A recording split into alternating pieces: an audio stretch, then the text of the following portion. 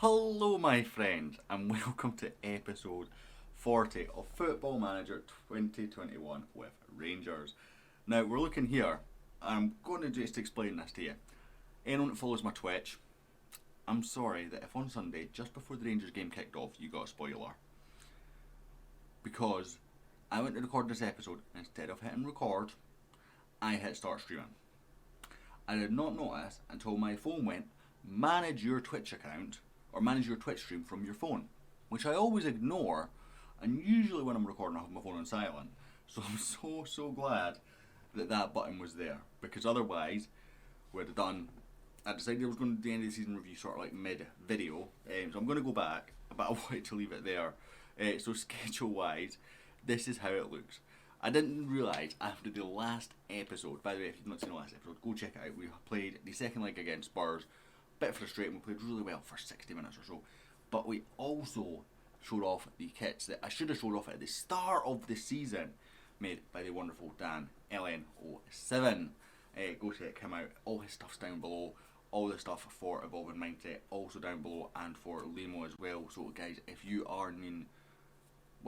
need a safe place to rant, my DMs are always open. I'm making that clear. I am not a mental health nurse though. And that's what I would say. Go check out Limo if you feel you need professional help. If you're unsure, give me a message and I could, say, if you want to talk, I can talk. And if not, I can direct you towards Limo again. Or to other sources of support. But the point I was trying to make, again, just as I've sort of done a mental health sort of review for today, I didn't realise we could win the league at Celtic Park. Now, we've not covered a lot of the league stuff recently. It's become a bit of a formality in this series now, and that's why I'm trying not to cover too much league. I'm trying to stick to 10 episodes per season. Now this is episode 40. It's right bang at the end of season 4, which is one of the reasons why I'm merging in the end of season review today, because it keeps us in that sort of cycle. Plus it gets us into sort of next season before the end of the week as well, so it kind of has double whammy as long as I do my 5 videos as planned, which I should do. I'm recording this for Wednesday, and I'm pretty confident now that the kids are going to be back at school that I can do Thursday and Friday this week and get it up. Then that's been my biggest issue, is getting to a record point and then getting time to record it, balancing the Twitch, balancing the YouTube. Now that the kids are back at school, that should be much easier for me, because I've just opened up 6 hours a day of time to do that during lockdown I didn't have really. So we did end up winning the league at Celtic Park. Lochran Foe scored for them. He is a player who was my replacement if we sold Hlozik in the summer. He was a very cheap player, a top player as well, by the way. Kwame, who is their top goal scorer, scored from the penalty spot. But we've got Adam Hlozik still. He scored a hat-trick. We've got Ryan Kent who scored, and Fleet Benkovic. And Ryan Kent was going on a bit of a run here. So there was a couple of us. I think he had 2 or 3 assists in this game, plus obviously the goal, as his form just continued. Now, Lovro Meyer was injured for a period of time, and at that point, once we won the league, I went, do you know what, this is a good opportunity to go and test out some of the young lads. So McGinty was getting games, Leon King was in there, Vincent played every game, Kai Kennedy played almost every game because of the Meyer injury. But even then, I still think I'd have probably played him just to try and, just bump his value up just a little bit more before we sell him. And Tony Weston played every game as well. So then we played Ross County, Ryan Kent scored. They'd opened to score and Ryan Kent equalised, and then a Tony Weston brace getting us the win. We then played Hearts, Nico, Tony Weston, Hlozik and Kai Kennedy on the score sheet. Kai Kennedy helped himself to a man of the match. Then it was Aberdeen. We went 4-0 up before Cosgrove had a say. He got himself a brace, but Leon King with a goal, Tony Weston with a hat-trick, and Adam Hlozik came off the bench to score as well. He came on in the left wing position. Then we played Dundee United. Kai Kennedy scored, Tony Weston with another brace, Nathan Young-Coombs with a goal, 4 goals from our youth team there, and then 1 from young Jan Castillo, who is really starting to kick on. I'm excited to see how good he is next season, because I feel like he is now developing and showing what I thought I could see in that midfield slot from him. Today we are playing at Aberdeen, but we're going to quickly run through the end of season league stuff anyway. We also won the Betfred Cup. We got to the Champions League quarter finals, all very positive stuff. I'm going to focus specifically on the league, and we're going to have a look straight away at goals, because this stats is insane. The top 5 goal scorers, in fact we're going to call it top 6, 7, yes, top 7 goal scorers 15 goals or above. You've got Jason Cummins from Hibs. He has returned to Hibs, doing very well. You've got Christian Kouame, who I've already mentioned at Celtic. Not a player that, he's not a bad player. I don't know how much is, not a £10 million player for me. Coming to Scotland, selling, worth way more than that. Not bringing into Scotland for 10 million, but hey ho, is what it is. I'm happy for them to spend money. I'm happy for them to buy good players of that kind of quality. He is more than a £10 million player. I just think when you buy for more than 10 million in Scotland, it has to be something particularly special. So we've got Ryan Kent scoring 15 goals. We've got Adam Hosek on 15. Lovro Mayer from midfield on 18. Young Coombs on 18. And Tony Weston on 22 in his first senior season for us. 21 starts, 5 off the bench. Just to give you an idea, that's over a goal a start. 1 goal on average every game. Crazy stuff. Expected goals, he's up there as well. Expected, pretty high up. Young Coombs up there as well, and Ryan Kent. Average minutes per goal. Hlozic just edges out Tony Weston to take that one. Mayer up there again from central midfield, from the attacking 10 role. Young Coombs is up there from the right wing, and Kent up there from the left wing. Kai Kennedy, by the way, on average minutes per goal is in 11th, which is pretty good. Now, we're not going to look at shots, in fact, can we? Yeah, so Young Coombs has had the most shots for us in the league, but there you go. Kouame, who scored 15 goals, it took almost 1 goal into every 10 shots. Almost. Not quite, it's not far off though, it's about 1 in 9. Shots on target, Young Coombs obviously there as well. We're going to assists though, is what I was looking for. Here again, look at this. Top 3. Lovro Mayer is the assist king. 27 goals, assists. He would have had more than that. He didn't play the last sort of 5-6 games, other than I think a 40-minute stint. Ryan Kent with 23. Now he was well behind. I think he got 5 assists in those last 5 games or so. As I said, his form was absolutely unbelievable at the end of the season. And Kai Kennedy there with 11. Now it's not anywhere near as good a ratio as say a Mayer or a Kent. In fact, it's better than Kent's, I think. No, it's not. 15 starts, 14 off the bench is what he played. Key passes, this is an unbelievable stat. Lovro Mayer with 230. He averages 10 key passes a game. It's like 9.38 or something like that. 2.8. It's right there. That's just insane numbers. Insane numbers. And the only reason why you can combine second and third and come up with a bigger number than him is because he didn't play the last 6 games. 27 appearances he had. 230 key passes. Crazy stuff. We'll jump into the team details, which is kind of where I was going. Average possession, I want this slightly higher. 57% is not quite where I want it. I like to be about the 65% mark. My tactics tend to be about the 65% mark, but this tactic that I'm using this year is slightly adjusted and it creates less possession, a bit more counter-attacky at times. Not always, depends on the style of team that we're playing. So you can see direct balls coming from it from time to time. And that's why the pass percentage is low and the amount of passes completed is lower. Although 11,000 is, well, 12, we'll call it 12,000, is still about 2,000 at least less than what I would expect to see. Headers we don't need to win a huge amount of headers. It's the quality of the headers that we win that we are dangerous with. So goals 141, goals per game 3.71, goals expected 102.76, cross completion at 24%, crosses completed. So we've got the highest cross completed over the most amount of crosses as well. We've got an extra 4% on even second in the league in terms of cross completion, in terms of crosses made rather, and cross completion. So that's really good. Goals from corners 16. I always say my corner tactics is good for a large number of goals per season. There is going to be a tutorial coming on that very, very soon. Maybe tonight actually, maybe later tonight, but definitely this week. Definitely this week. It's just when I get it recorded. So I do plan on recording that very, very soon. Goals from direct free kicks, we're up there as well with 3 shots on target, way ahead. In fact, that actually shows you as well we're above 1 in 3 for our shots on target. That Kouame was 1 in 10. Just to compare. Conceded, we were second lowest. Defensively this year it was a bit of an issue. 34 goals conceded is too much for me. I want to sort of half that for next season if we can.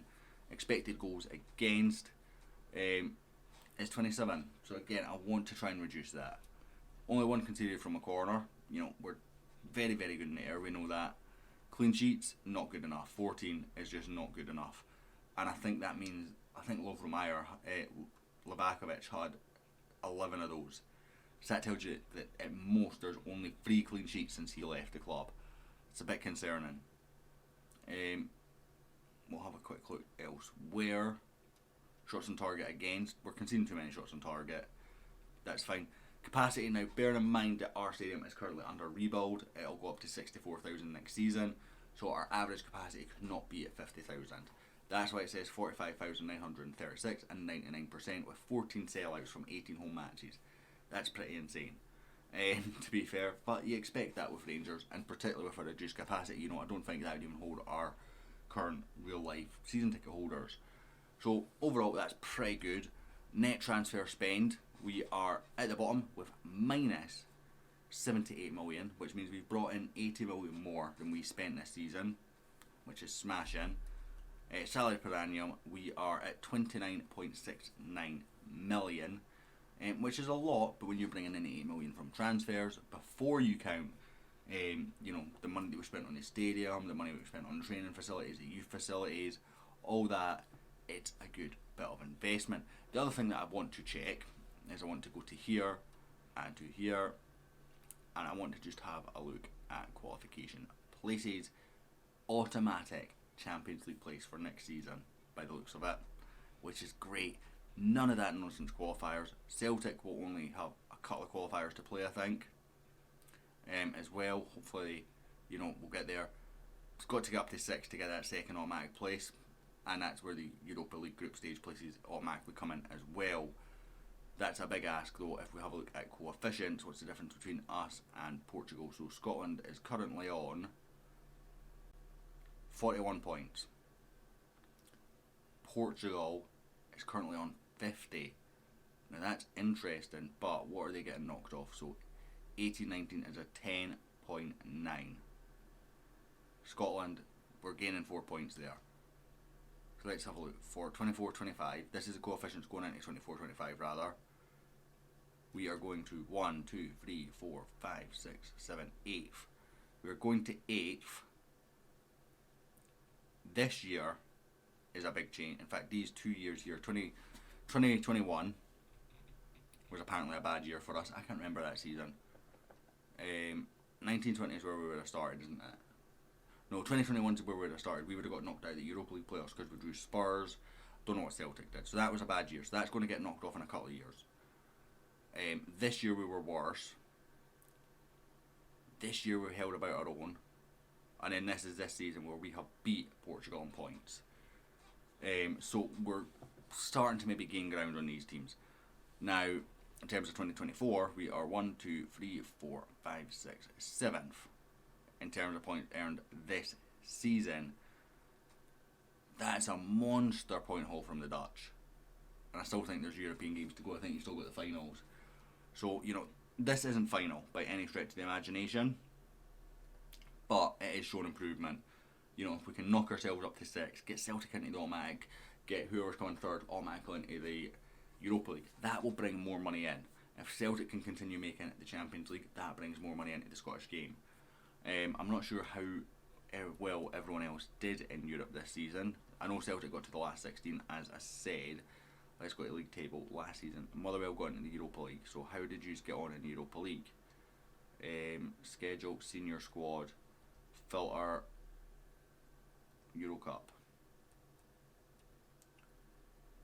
Got to the group stage, 1-1 game. Okay, fair enough. Oh no, is that Euro Cup 2? Right, oh yeah, they've got knocked out at the playoff stage by Dynamo Kiev. That's not great. So, Euro Cup 2, the 1-1 game. Not great from Motherwell, let's be honest. But they were 10th in the league, so not ideal. Ross County, now they did do fairly well. Let's have a look at how they got on in Europe, because again, this is important things for the stats. Schedule, senior squad, filter, Europa League 2 is the only one that I want to see. They got knocked out in the qualifiers to the team that won the Swedish League, or the team that is currently leading the Swedish League, above Elfsborg, who are actually our feeder club. Aaron Caventus is currently across there, along with a couple of others. And how did Hibs get on? Because again, this is just stuff that I think, if we're going to progress this save, this is the stuff that we need to be going well. So Hibs done very, very well, getting through all their qualifiers unbeaten. Group looks pretty tricky actually. You've got Odd, CSKA, Moscow, a very tough game, and Maccabi Haifa, a long distance game where they've picked up 3 draws, which unfortunately sees them finish bottom. But hey ho, you know, that's positive thing. So again, that's points. These draws, this bit in particular, is good points for us. Now, who is in Europe for next season? Now, I do think the Europa League place will depend. Yeah, so Aberdeen will either go into the Europa League if they beat us today, or they'll go into the Europa League 2 if we win. And then Dundee United go in. So Dundee United, Hearts, Aberdeen. That looks a bit of a stronger lineup. Motherwell have been definitely off the boil. There's a very high chance that they could have got relegated. Dunfermline look like they're going to come up for Dundee, so that changes things down at the bottom as well. I'm not sure who else is going to come up. Who else is going to come up? Falkirk. So big changes down at the bottom end of the league. But I just wanted to kind of go through that. So let's jump ahead to the Scottish Cup final. Player-wise, I'm going to review all this when we do our next season preview. I'll explain decisions, because a lot of the decisions I'm going to make are going to be based on how the transfer market evolves. I think, you know, I'm keen to get players like McGinty, who has developed. In fact, I'm going to show this guy in his development progression. Look at that. There's a reason why this guy's knocking on the door. He is absolutely top quality. He only cost us 500,000, by the way, 600,000. Absolutely unbelievable. We've promoted this guy from the youth team as well. He cost us a couple 100,000 at the start, 600,000 again at the start of the season. I've got a headache at centre back. I've got big headaches at centre back, and it's a good headache to have. But we're going to jump in now to the Scottish Cup final against Aberdeen. I'll be pitchside in just a second. So I've decided to really go with the team that's got us here. Now, I've been playing a lot of Leon King and McGinty at the back for the last few games. It's worked. So the only change from the last game is Ryan Kent comes back in for Kai Kennedy. Ryan Kent had a knock. Kai Kennedy went on the left, and Lovro Meyer did play in the attacking midfield role. And Lovro Meyer, you know, it is what it is. We've got so much out of him this season. So the team we have gone with is Inaki Penango, Nathan Patterson, Simon McGinty, Leon King. Simon McGinty, I don't believe has been on a YouTube video, but he's impressed me a lot in the games that we've played off camera. And as I said, I've just showed you his progression and stuff. He is a very, very good young defender. I'm excited by him. And the guy that's behind him, Ramsey. Now, we've got guys that are coming back from loan. We've got Lewis Nielsen here. We've got Benkovic here. They've got their work cut out to get in the team next season. Believe me. Leon King has done well. He, again, I wanted to test him out and see how things would go compared to having Pavlovic in it, and I don't think there's too much change. Eric Vincent, young version of Bradaric. I'm just keeping testing him, and again, my staff love this guy. They're rating him higher than Bradaric now. I don't personally think he is, but there's certainly not much between them. Nico and Castillo in the midfield with Mayer in the 10, Young Coombs and Kent on the wings, and Tony Weston leading the line up top. I'll let you have a quick run through the Aberdeen team. If you're interested, you can, kind of pause there and have a quick run through. It was there on screen for a fair amount of time while I kind of worked out. I don't like the way it does that. Just give me the 1 to 9, the 1 to 11 kind of roles. In the position that I put them in the field, do it right to left, problem solved. But we are off in the Scottish Cup final at Hampden. Now, it did take us extra time to get past Hibs to get here, but our form since then has really picked up as Nico has a thunderbolt. Keller gets a big hand to it. Not big enough. The goalkeeper probably feels he has to do better than that. But Nico with yet another thunderbolt on YouTube videos. I don't see this when he's not on YouTube videos. He's a YouTube video player, shall we call him. He's coming out with big goals like this on YouTube videos. I think that's maybe 2 out of 3 in that. And he doesn't score many other goals. He gets a lot of penalties, creates a lot, marshals the midfield really well, but he doesn't score a whole lot of goals. So it's nice to see him when he just does that little ping and they go in from time to time. It is nice. Now the Rangers game is just kicking off, so that mess up in starting to stream instead of recording has probably cost me the start of the game. But hey ho, That's fine. I want to get this guy out for you guys and, working towards the next episode. Lovro Mayer launches in towards Simon McGinty. It's off the post. He can't respond in front of their Kent, who reacted first. Keller launches it out again. Flicked it on by Matty Kennedy. Simon McGinty always going to be first one to that one. And he is going to casually just bring this out of defence. Castillo coming in and helping out, tucking in really nicely there. Jan Castillo actually to help out his centre backs with a strong press from Aberdeen there. Patterson whips it in. Kent, that's the right Kent, that's the right goal. Ryan Kent makes it 2-0. Great, that was great from start to finish that move.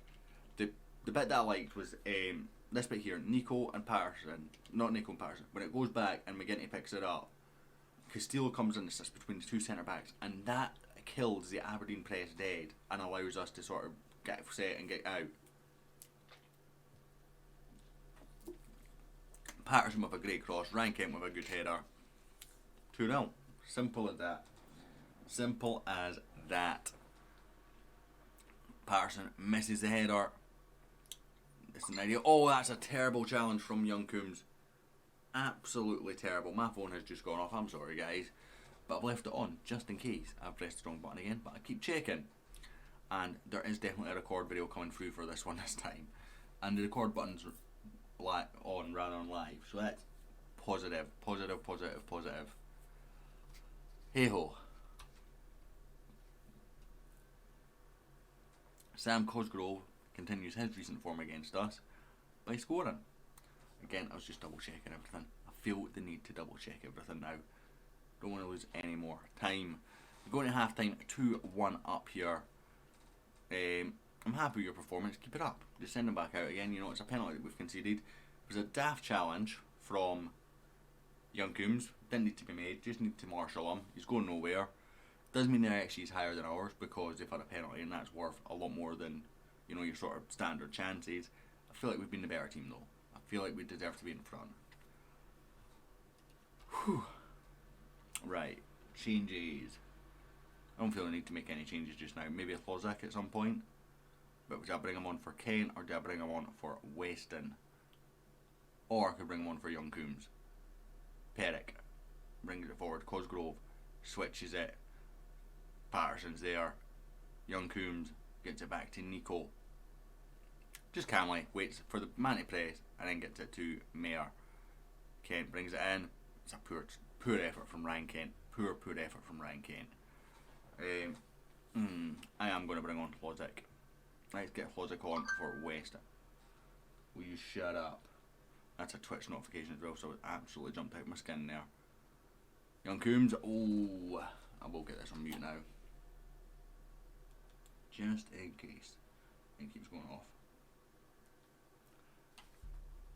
Aberdeen currently on attack with Civic. Whipped in towards Cosgrove. McGinty away. Good header away as well. Finds Lovro Mayer. Young Coombs. This could create a counter attack. I would have gone the other side myself there, but Ryan Kent's got one-on-one with the keeper. He's hit it straight at Keller and he's done enough to get it wide. It was a poor save there actually from Keller. Poor shot, poor save. Such a good move going into that. Mayer whips in. Nico shouldn't be winning headers, Nico really.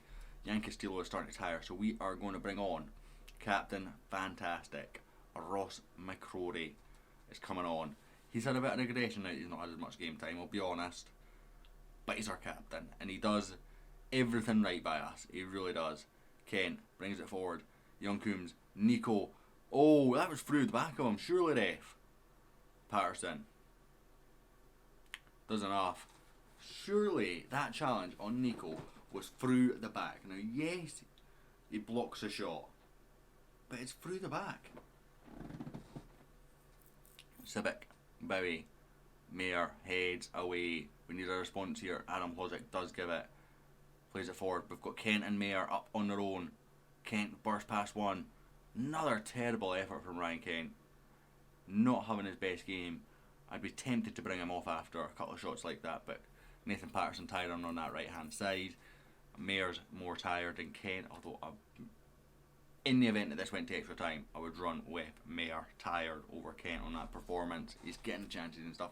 But hey ho, end of it is another treble, our second treble in 4 years. We've had 2 doubles on top of that, 4 league titles in a row. What more can I say? This team is becoming something special.